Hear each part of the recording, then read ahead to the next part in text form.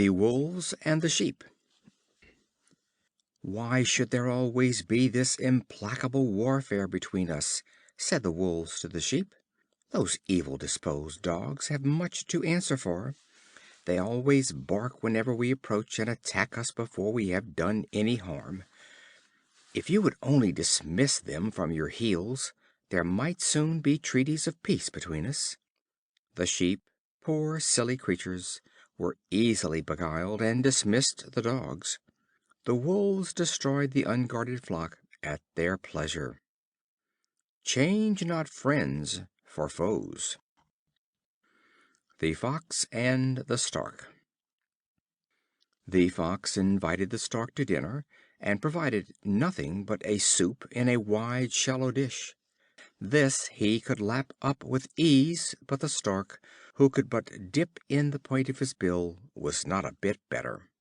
A few days after he returned the compliment, and invited the Fox, but suffered nothing to be brought to the table but some minced meat in a glass jar, the neck of which was so deep and so narrow that, though the Stork with his long bill could eat very well, all that the Fox could do was to lick the brims. Reynard was heartily vexed, but owned that he had been used as he deserved. Those who practice cunning must expect to suffer by it. The Bat and the Weasels. A Bat, falling upon the ground, was caught by a Weasel, of whom he earnestly besought his life. The Weasel refused, saying that he was by nature the enemy of all birds. The Bat assured him that he was not a bird, but a mouse, and thus saved his life. Shortly afterward the Bat again fell on the ground, and was caught by another Weasel, whom he likewise entreated not to eat him. The Weasel said that he had a special hostility to mice. The Bat assured him that he was not a mouse, but a bat, and thus a second time escaped. The Hare and the Tortoise. A Hare one day ridiculed the short feet and slow pace of the Tortoise.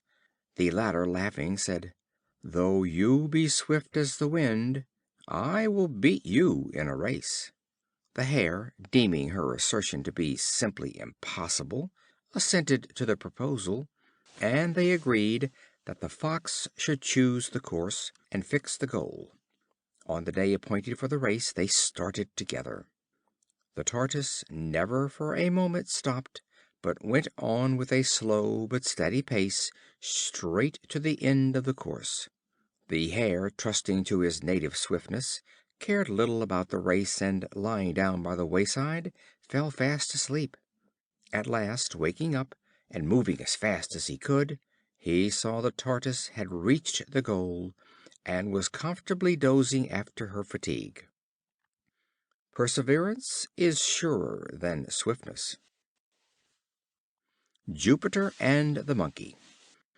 Jupiter issued a proclamation to all the beasts of the forest, and promised a royal reward to the one whose offspring should be deemed the handsomest.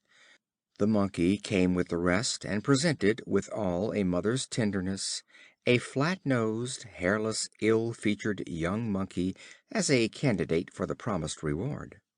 A general laugh saluted her on the presentation of her son.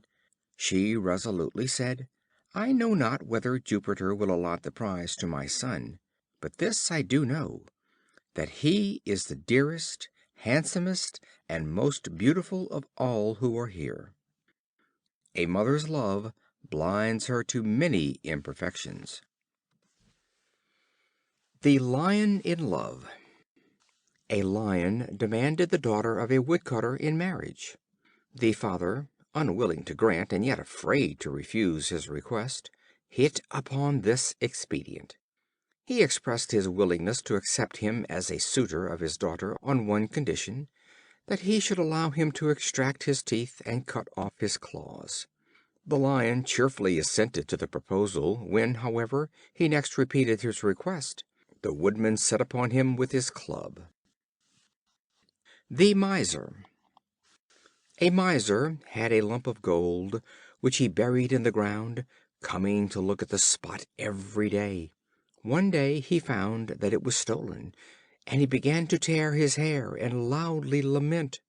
A neighbor, seeing him, said: "Pray do not grieve so. Bury a stone in the hole, and fancy it is the gold. It will serve you just as well, for when the gold was there you made no use of it."